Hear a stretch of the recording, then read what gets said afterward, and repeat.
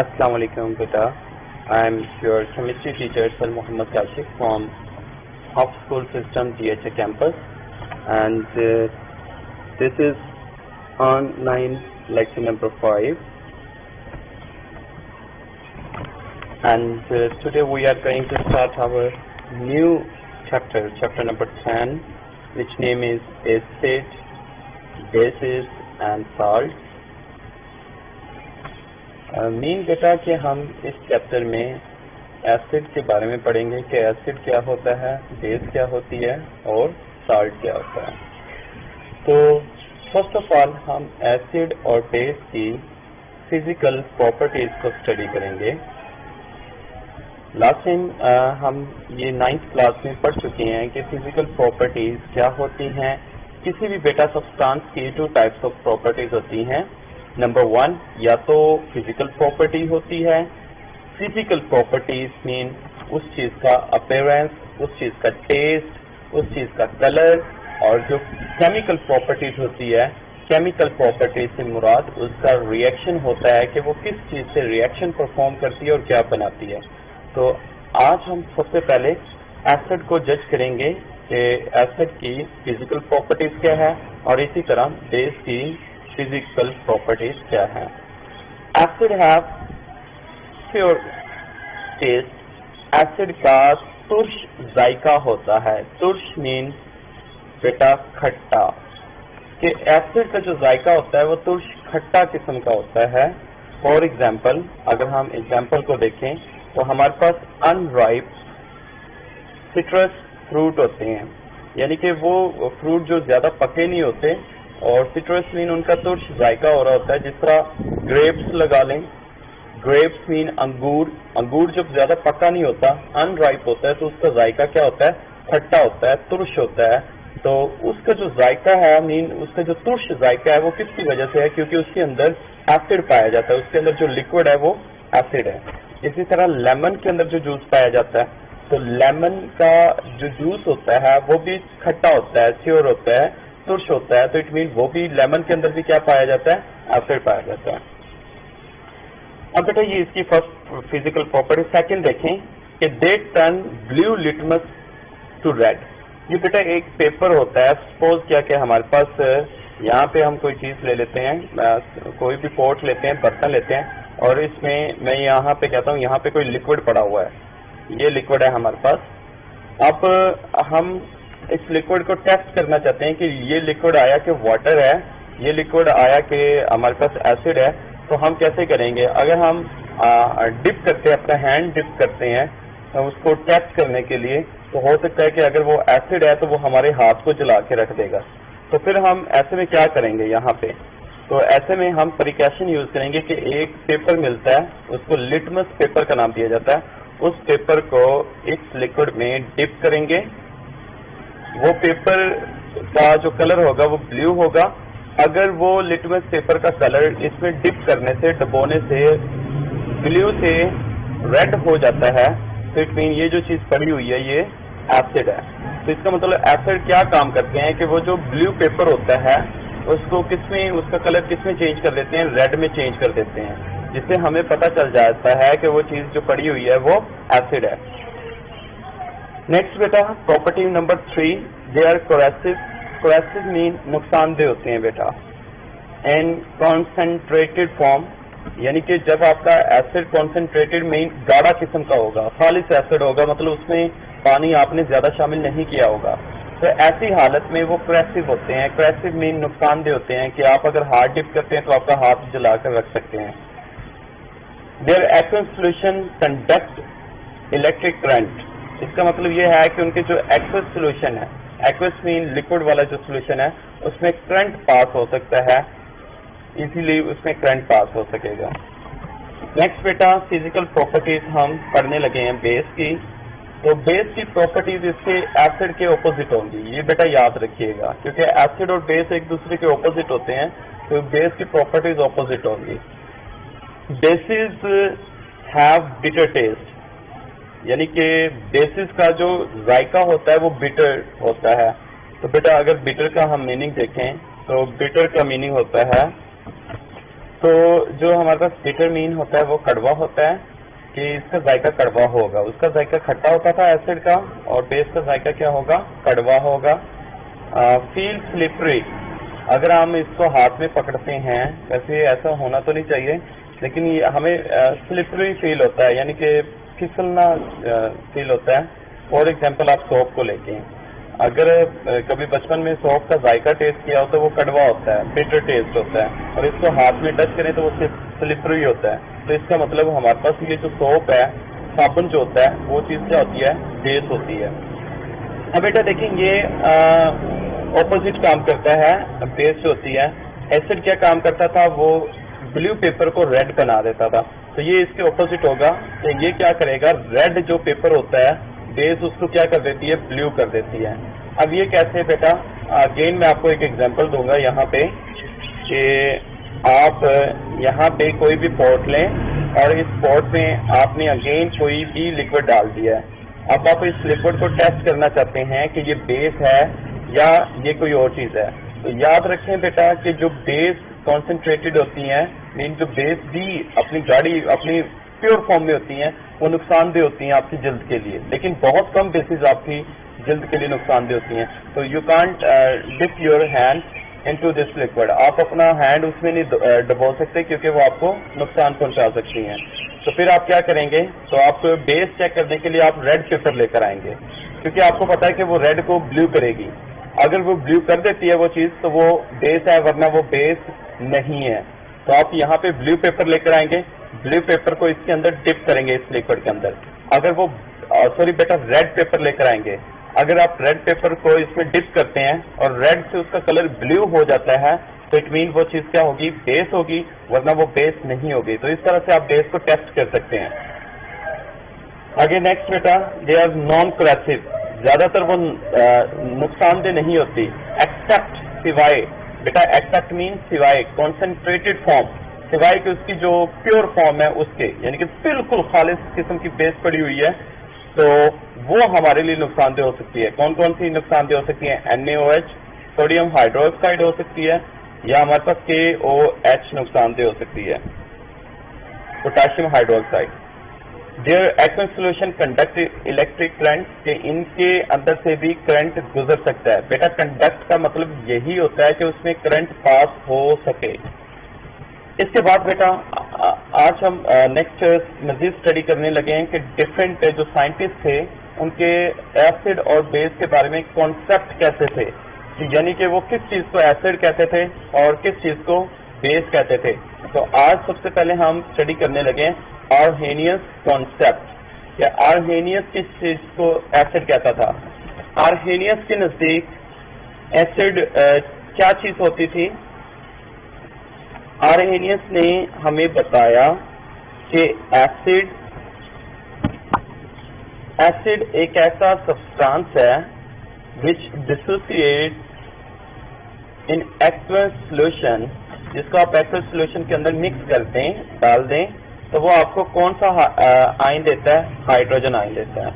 तो ऐसा सब्सटेंस जिसको आप वाटर के साथ मिक्स करें, तो अगर वो वाटर के अंदर आपको हाइड्रोजन आयन दे दे तो वो आपका एसिड कहलाएगा, पर अगर वो नहीं देता तो इट मीन वो एसिड नहीं है। ये अभी तक किसका कॉन्सेप्ट है, ये हमारे पास आर्हेनियस का कॉन्सेप्ट है कि आर्हेनियस ने ऐसा किया था। फॉर एग्जाम्पल हम एक एग्जाम्पल को डिस्कस करते हैं कि हमारे पास यहाँ पे कोई भी है, जर्नल फार्मूला है। जर्नल फार्मूले से मुराद ये होता है कि यहाँ पे कोई भी चीज़ है, हमें नहीं पता वो कौन सी, हमने कोई भी चीज़ एनीथिंग ली और इसको हमने रिएक्शन करवाया, यानी कि इसको वाटर के अंदर डाला। आप ये समझ लें कि एक्वस आपने लेना है, सोल्यूशन लेना है, तो आपने जैसे ही वाटर के अंदर इसको डाला है तो यहाँ पे आपने ऑब्जर्व किया कि आपके पास हाइड्रोजन आयन बन चुका है और एक आपके पास दूसरा कोई भी नेगेटिव आयन बन चुका है। ए से मुराद बेटा यहाँ पे कोई भी नेगेटिव आयन है, क्योंकि ये जर्नल रिएक्शन है। तो अब देखें, अगर ये जो चीज़ है हमारे पास यहाँ पे, इसको अगर हमने वाटर के साथ वो डिप किया है, तो यहाँ पे हमारे पास हाइड्रोजन आयन आ चुका है, तो इट मीन ये चीज़ अब क्या है, एसिड है, क्योंकि इस चीज़ ने हमें हाइड्रोजन आयन दे दिया है। ये किसका कॉन्सेप्ट हमें बता रहा है, ये हमें आर्हेनियस का कॉन्सेप्ट बता रहा है। अब हम एक एग्जाम्पल भी लेकर चलते हैं। एग्जाम्पल में यहाँ पे हमारे पास कोई भी चीज़ है, अभी आपको पता है कि ये ACl एक एसिड है, लेकिन आप ये देखें कि जब आपको पता ही नहीं था कि ये चीज़ क्या है, HCl क्या है, तो ये साइंटिस्ट ने आपको बताया। अभी आप माइंड में रखें कि you don't know about HCl, आप HCl के बारे में कुछ भी नहीं जानते कि वो क्या चीज़ है। आपने इसको उसी तरह वाटर के साथ डिप किया, आप वाटर के अंदर आप डालते हैं इसको, तो जैसे आपने वाटर के अंदर डाला तो ये आपको क्या दे रहा है, यहाँ पे हाइड्रोजन आयन दे रहा है और साथ साथ क्लोरीन नेगेटिव आयन दे रहा है। हमने क्लोरीन को नहीं देखना, हमने देखना है हाइड्रोजन आयन को।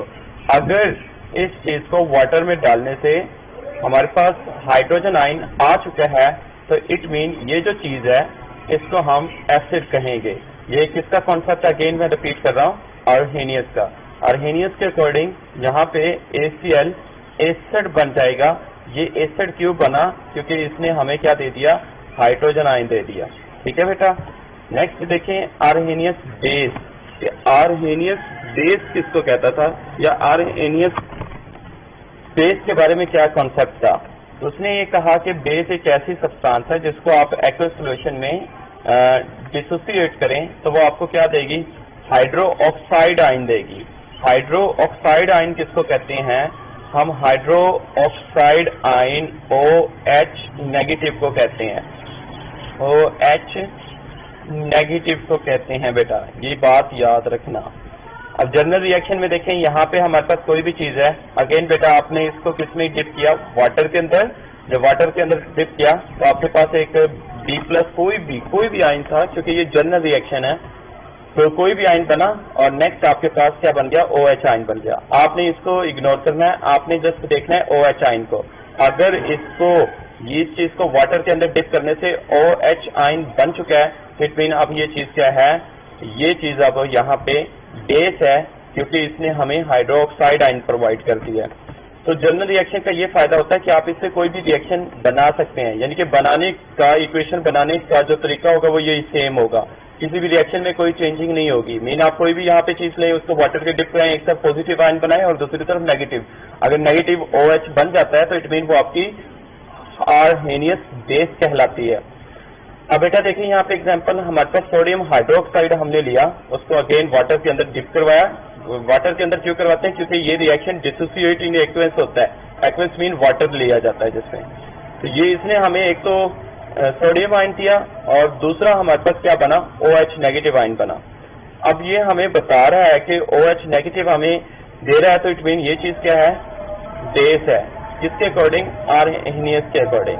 आर्हेनियस के अकॉर्डिंग ये चीज क्या होगी, बेस कहलाएगी बेटा।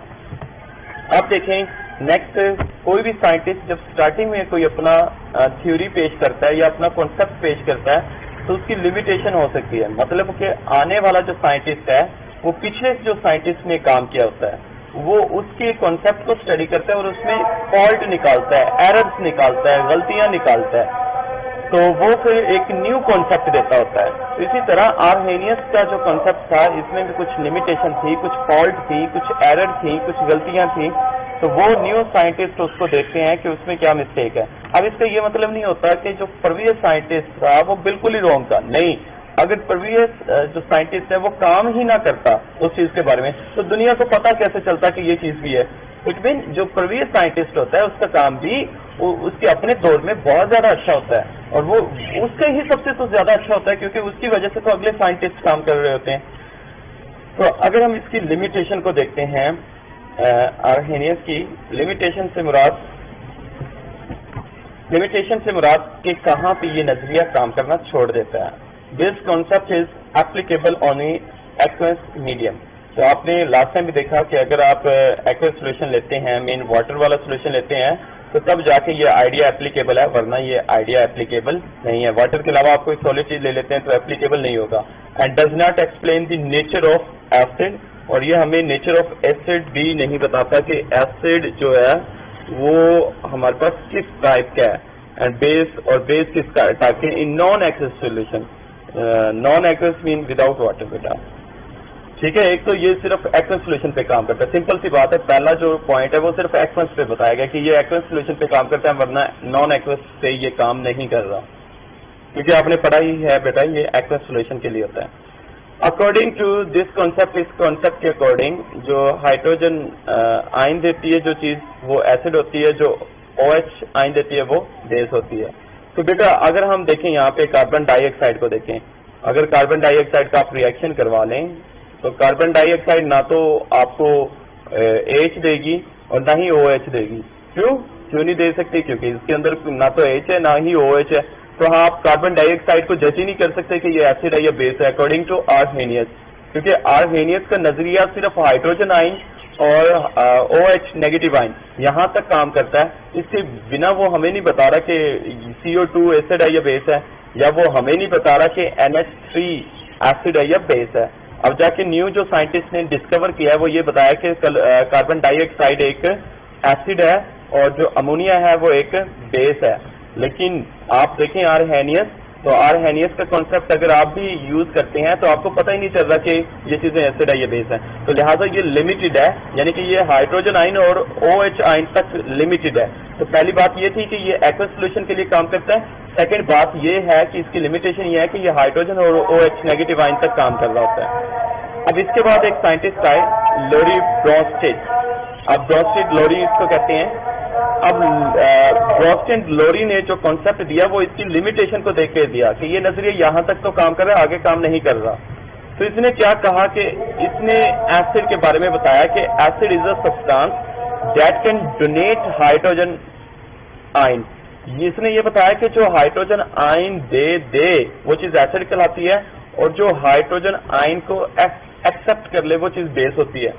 अगर हम एग्जाम्पल को देखें तो यहाँ पे इस एग्जाम्पल में देखें तो अमोनिया है NH3 और HCl है। अभी वी डोंट नो, हम नहीं जानते कि HCl इज एसिड और NH3 इज अ बेस, हम नहीं जानते क्योंकि साइंटिस्ट को उस वक्त कुछ आइडिया नहीं था। तो जब इसका रिएक्शन करवाया गया तो यहाँ से H यहाँ पे चला गया NH3 के पास। जब NH3 के पास H गया तो उसने क्या बनाया, NH4 प्लस यानी कि पॉजिटिव आयन बनाया, और यहाँ पे क्लोरीन एज इट इज हमारे पास रह गया। अगर आप इस रिएक्शन में देखें तो HCl ने क्या काम किया है, अपना ये जो H है हाइड्रोजन है वो किसको दे दिया है, NH3 को। तो HCl ने अपना हाइड्रोजन दिया है, तो it mean according to concept ये चीज क्या होगी, एसिड होगी, क्योंकि उसने कहा था कि जो डोनेट करे, जो दे जो भी चीज हाइड्रोजन आयन दे देती है उसको हम एसिड कहते हैं। तो HCl ने दे दिया है तो इसलिए ये एसिड है। और NH3 पे देखें, आप फोकस करें तो इसने इस चीज को एक्सेप्ट किया है, एक्सेप्ट करने के बाद वो NH4 बना है। इट मीन इसने एक्सेप्ट किया है, तो इट मीन यहाँ पे जो हमारे पास NH3 है वो चीज क्या होगी, बेस होगी। किसके अकॉर्डिंग, ब्रोंस्टेड लोरी के अकॉर्डिंग। बेटा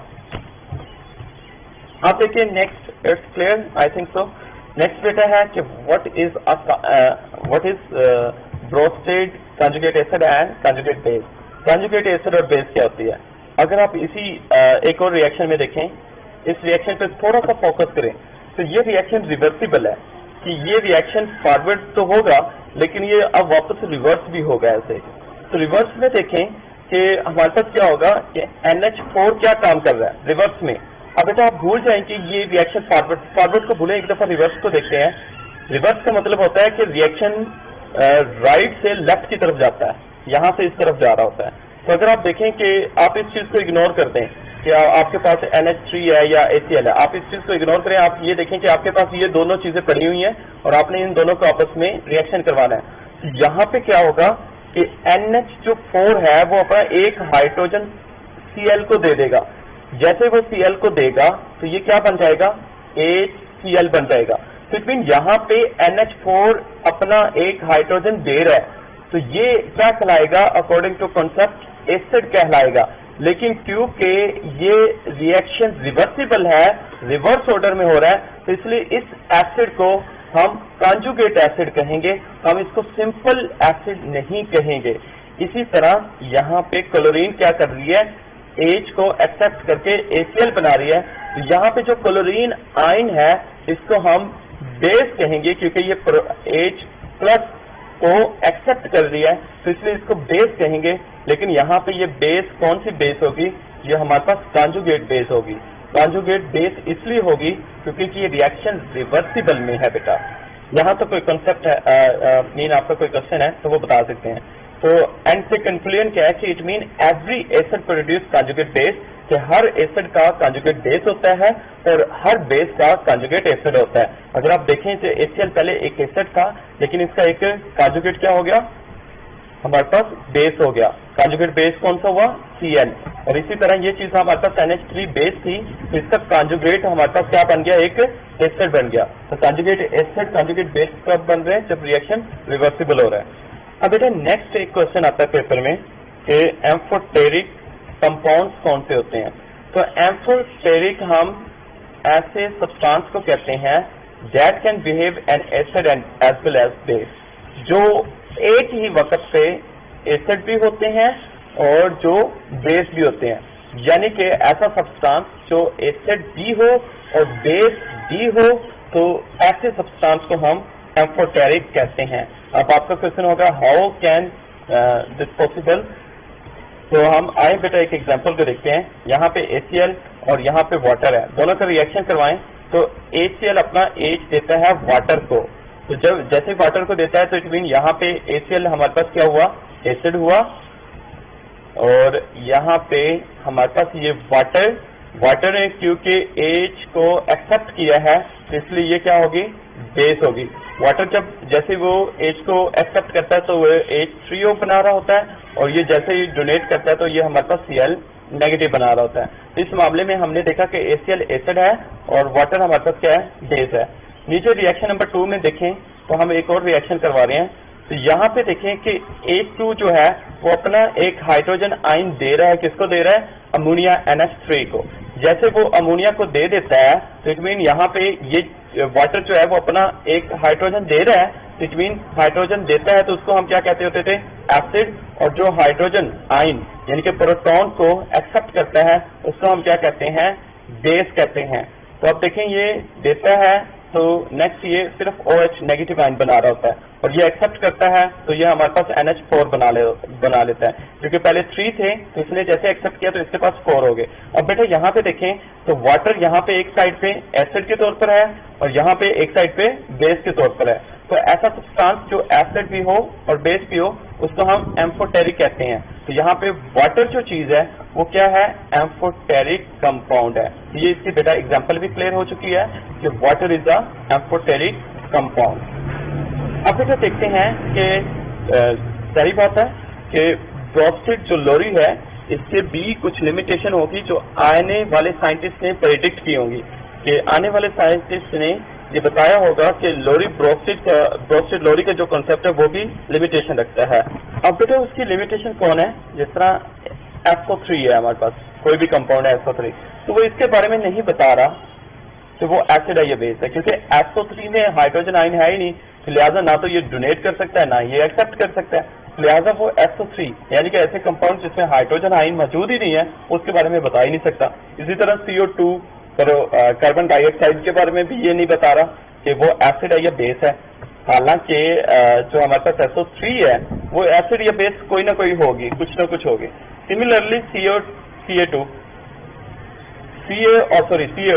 CaO के बारे में भी नहीं बताता कि वो एसिड है या बेस है। तो लिहाजा ये नजरिया जो है ये लिमिटेड कहाँ तक है, प्रोटॉन तक, यानी कि हाइड्रोजन प्रोटॉन तक लिमिटेड है, कि जिसमें हाइड्रोजन होगा वो उसी के बारे में बता रहा है। अब हाइड्रोजन को प्रोटॉन क्यों कहा जाता है, ये भी क्वेश्चन आता है कि हाइड्रोजन को प्रोटॉन क्यों कहते हैं। तो बेटा हाइड्रोजन को प्रोटॉन इसलिए कहते हैं क्योंकि हाइड्रोजन का अगर आप एटम देखें तो उसमें एक ही आपके पास प्रोटॉन होता है, उसमें न्यूट्रॉन नहीं होता, ठीक है। तो लिहाजा जो हाइड्रोजन का मास है वो equal to the mass of proton होता है, तो लिहाजा आप हाइड्रोजन को प्रोटॉन भी कह सकते हैं। So beta, any question you can ask. So best of luck for this lecture.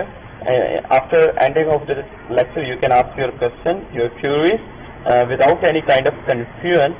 बेटा आप पूछें, आपका ये राइट बनता है। आई नो कि बेटा ऑनलाइन क्लासेस में वो ज़्यादा तो टेस्ट नहीं होता जो हमारे पास सेम क्लासेस में होता है, लेकिन मेरी कोशिश ऐसी है कि आपको उसी तरह का एक माहौल मिले जो आपको क्लास में मिलता है। मेन व्हाइट बोर्ड सामने होता है, वहाँ पे आप देख रहे होते हैं टीचर क्या राइट कर रहा है, तो यहाँ पे भी मैं वैसे ही काम कर रहा हूँ। और बेटा इसी तरह आपकी यानी कि आप व्हाइट बोर्ड पे ये भी ढूंढ रहे होते हैं कि किस चीज़ की क्या डेफिनेशन है। तो बेटा मैं आप देख रहे हैं कि मैं सिर्फ उतना ही राइट कर रहा होता हूँ इस लेक्चर में जितना कि आपकी डेफिनेशन और एग्जाम्पल होती है, मैं ज़्यादा राइट नहीं कर रहा होता। तो बेटा फिर भी आप कोई फील करते हैं कि सर यहाँ पे हमें कंफ्यूजन हो रही है, तो you can ask without any kind of